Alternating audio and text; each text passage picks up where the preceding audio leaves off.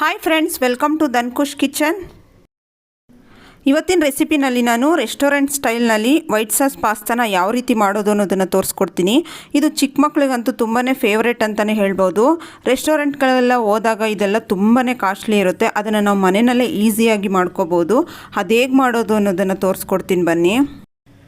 ಏನೆಲ್ಲ ಇಂಗ್ರೀಡಿಯೆಂಟ್ ಬೇಕು ಅನ್ನೋದನ್ನು ತೋರಿಸ್ಕೊಡ್ತೀನಿ. ಮೊದಲು ನಾನಿಲ್ಲಿ 1 ಕಪ್ ಅಷ್ಟು ಒಂದು ದೊಡ್ಡ ಕಪ್ನಲ್ಲಿ ನಾನು ಪಾಸ್ತಾನ ತೊಗೊಂಡಿದ್ದೀನಿ. ನೋಡಿ, ಈ ರೀತಿ ಶೇಪ್ನಲ್ಲಿರುವಂಥದ್ದನ್ನ ತೊಗೊಂಡಿದ್ದೀನಿ. ನೀವು ಮಾರ್ಕೆಟ್ನಲ್ಲಿ ಡಿಫ್ರೆಂಟ್ ಶೇಪ್ ಇದೆ, ಯಾವ್ದು ಬೇಕಾದರೂ ಯೂಸ್ ಮಾಡ್ಬೋದು. ಹಾಗೆ ಅರ್ಧ ಲೀಟ್ರ್ ಹಾಲು, 3 ಸ್ಪೂನಷ್ಟು ಬೆಣ್ಣೆ, ಹಾಗೆ 3 ಸ್ಪೂನಷ್ಟು ಮೈದಾ ಹಿಟ್ಟು, 1 ಸ್ಪೂನಷ್ಟು ಆರಿಗ್ಯಾನೋ ತೊಗೊಂಡಿದ್ದೀನಿ. ಇದನ್ನು ಪಿಜ್ಜಾಗಳಲ್ಲೆಲ್ಲ ಜಾಸ್ತಿ ಬಳಸ್ತಾರೆ.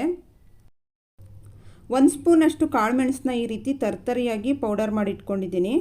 ನೋಡಿ, ಆರಿಗ್ಯಾನೋ ಇಲ್ಲ ಅಂತಂದರೆ ನೀವು ಪೆಪ್ಪರ್ ಪೌಡರ್ನೇ ಇನ್ನು ಸ್ವಲ್ಪ ಹಾಕ್ಕೊಳ್ಳಿ. ಆರಿಗ್ಯಾನೋ ಹಾಕಿದ್ರಂತೂ ತುಂಬಾ ಟೇಸ್ಟಿಯಾಗಿ ಬರುತ್ತೆ. ನೋಡಿ, ಇದು ಚಿಲ್ಲಿ ಫ್ಲೇಕ್ಸ್ ಇಲ್ಲ ಅಂತಂದರೆ ನೀವೊಂದು 2 ಮೆಣಸಿನ್ಕಾಯಿ, ಒಣಮೆಣ್ಸಿನ್ಕಾಯಿನ ಮಿಕ್ಸಿನಲ್ಲಿ ಈ ರೀತಿ ತರಿಯಾಗಿ ಮಾಡ್ಕೊಳ್ಳಿ. ಇದು ಬಂದು ಬೆಳ್ಳುಳ್ಳಿನ ಈ ರೀತಿ ಸಣ್ಣದಾಗಿ ಕಟ್ ಮಾಡಿ ಇಟ್ಕೊಂಡಿದ್ದೀನಿ. ಹಾಗೆ ಇದು ಈರುಳ್ಳಿ ಈ ರೀತಿ ಲೇಯರ್ ಆಗಿ ಬಿಡಿಸಿಟ್ಕೊಂಡಿದ್ದೀನಿ.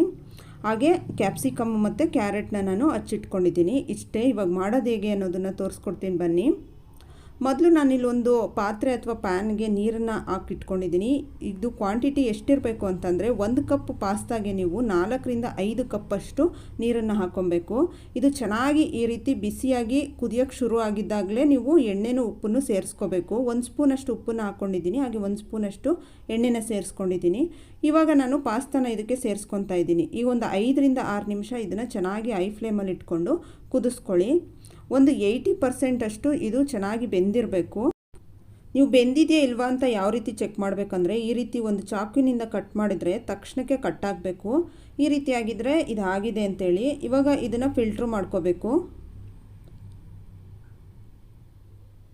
ಈ ರೀತಿ ನಾವು ಫಿಲ್ಟ್ರ್ ಮಾಡಿದ್ಮೇಲೆ ಇದ್ರ ಮೇಲೆ ಒಂದು ಗ್ಲಾಸ್ ತಣ್ಣೀರನ್ನ ಕೂಡ ಹಾಕ್ಕೊಬೇಕಾಗುತ್ತೆ. ಇಲ್ಲಾಂದರೆ ಇದು ತುಂಬ ಜಾಸ್ತಿ ಕುಕ್ಕಾಗಿ ಮೆತ್ತಗಾಗಿ ಒಂದಕ್ಕೊಂದು ಅಂಟ್ಕೊಂಡ್ಬಿಡುತ್ತೆ.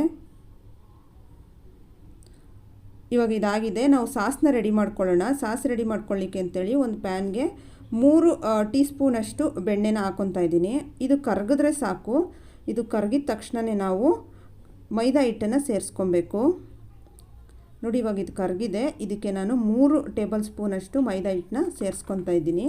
ಸೇರಿಸ್ಕೊಂಡು ಈ ರೀತಿ ಚೆನ್ನಾಗಿ ಒಂದು ಅರ್ಧದಿಂದ 1 ನಿಮಿಷ ಚೆನ್ನಾಗಿ ಫ್ರೈ ಮಾಡ್ಕೊಳ್ಳಿ. ಸ್ವಲ್ಪ ಕಲರ್ ಚೇಂಜ್ ಆದರೆ ಸಾಕು.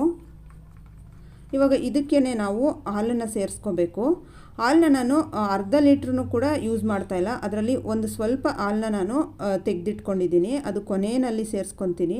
ನೋಡಿ, ಈ ರೀತಿ ಸ್ವಲ್ಪ ಗಟ್ಟಿ ಆಗ್ತಾ ಇದ್ದಂಗೆ ಇದಕ್ಕೆ ಸ್ವಲ್ಪ ಉಪ್ಪು ಹಾಗೆ ಸಕ್ಕರೆನ ಸೇರಿಸ್ಕೊತಾ ಇದ್ದೀನಿ. ನೋಡಿ, ಅರ್ಧ ಸ್ಪೂನಷ್ಟು ಉಪ್ಪನ್ನು ಸೇರಿಸ್ಕೊಂಡಿದ್ದೀನಿ. ಹಾಗೆ ಅರ್ಧ ಸ್ಪೂನಷ್ಟು ಸಕ್ಕರೆನ ಸೇರಿಸ್ಕೊಂಡಿದ್ದೀನಿ. ಇಷ್ಟು ತಿಕ್ಕಾಗಿ ಕ್ರೀಮಿಯಾಗಿ ಆಗಬೇಕು. ಅಲ್ಲಿವರೆಗೂ ನಾವು ಇದನ್ನು ಕುದಿಸ್ಕೋಬೇಕು. ಇನ್ನು 1 ನಿಮಿಷದಲ್ಲೆಲ್ಲ ಇದು ರೆಡಿ ಆಗುತ್ತೆ. ಅಷ್ಟರಲ್ಲಿ ನಾವು ಇನ್ನೊಂದು ಪ್ಯಾನ್ಗೆ ಸ್ವಲ್ಪ ಬೆಣ್ಣೆನ ಹಾಕ್ಕೊತಾ ಇದ್ದೀನಿ. ಒಂದು ಅರ್ಧದಿಂದ 1 ಸ್ಪೂನಷ್ಟು ಬೆಣ್ಣೆನ ಹಾಕ್ಕೊಳ್ಳಿ. ಬೆಣ್ಣೆ ಇಲ್ಲ ಅಂದರೆ ತುಪ್ಪನೂ ಯೂಸ್ ಮಾಡ್ಬೋದು, ಇಲ್ಲ ಎಣ್ಣೆ ಕೂಡ ಯೂಸ್ ಮಾಡ್ಬೋದು. ಹಾಗೆ ಇದಕ್ಕೆ ಕಟ್ ಮಾಡಿ ಇಟ್ಕೊಂಡಿರುವಂಥ ಬೆಳ್ಳುಳ್ಳಿನೂ ಕೂಡ ಸೇರಿಸ್ಕೊತಾ ಇದ್ದೀನಿ.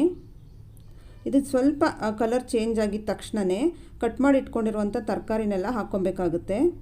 ಕ್ಯಾರೆಟು, ಕ್ಯಾಪ್ಸಿಕಮ್ಮು, ಈರುಳ್ಳಿ 3 ಕೂಡ ನಾನು ಸೇರಿಸ್ಕೊಂಡು 1 ನಿಮಿಷ ಐ ಫ್ಲೇಮ್ನಲ್ಲಿ ಈ ರೀತಿ ಫ್ರೈ ಮಾಡ್ಕೋಬೇಕು. ಜಾಸ್ತಿ ನೀವು ಫ್ರೈ ಮಾಡಬಾರ್ದು. 1 ನಿಮಿಷ ಮಾಡಿದ್ರೆ ಸಾಕು. ನೋಡಿ, ಇದು ಕೂಡ ಕುದೀತಾ ಇದೆ. ಇವಾಗ ಆ ತರಕಾರಿ ಮತ್ತು ಪಾಸ್ತಾ ಎರಡನ್ನೂ ಕೂಡ ಇದಕ್ಕೇ ಸೇರಿಸ್ಕೋಬೇಕಾಗುತ್ತೆ. ಚಿಲ್ಲಿ ಫ್ಲೇಕ್ಸು ಮತ್ತು ಆರಿಗ್ಯಾನೋ, ಪೆಪ್ಪರ್ ಪೌಡರು ಇದು 3 ನೀವು ಸಾಸ್ ಮಾಡೋ ಟೈಮ್ನಲ್ಲೂ ಸೇರಿಸ್ಕೋಬೋದು, ಅಥವಾ ಈ ರೀತಿ ಕೊನೆಯಲ್ಲೂ ಕೂಡ ಸೇರಿಸ್ಕೋಬೋದು. ಇವಾಗ ಇದಕ್ಕೇ ನಾನು ಪೆಪ್ಪರ್ ಪೌಡರು, ಚಿಲ್ಲಿ ಫ್ಲೇಕ್ಸ್ ಮತ್ತು ಆರಿಗ್ಯಾನೋ 3 ಕೂಡ ಸೇರಿಸ್ಕೊತಾ ಇದ್ದೀನಿ. ಈ ಟೈಮ್ನಲ್ಲೇ ಉಪ್ಪು ಖಾರನ ನೋಡಿಕೊಂಡು ನೀವು ಸೇರಿಸ್ಕೋಬೋದು. ಉಪ್ಪು ಬೇಕಾದರೆ ನೀವು ಈ ಟೈಮ್ನಲ್ಲಿ ಆ್ಯಡ್ ಮಾಡ್ಕೊಳ್ಳಿ. ಖಾರ ಬೇಕು ಅಂದರೆ ಪೆಪ್ಪರ್ ಪೌಡರ್ ಅಥವಾ ಚಿಲ್ಲಿ ಫ್ಲೇಕ್ಸ್ನ ಆ್ಯಡ್ ಮಾಡ್ಕೊಳ್ಳಿ. ನೋಡಿ, ನಾನು ಉಳಿಸ್ಕೊಂಡಿದ್ನಲ್ಲ ಹಾಲು, ಅದನ್ನು ಈ ಟೈಮ್ನಲ್ಲಿ ಸೇರಿಸ್ಕೊತಾ ಇದ್ದೀನಿ.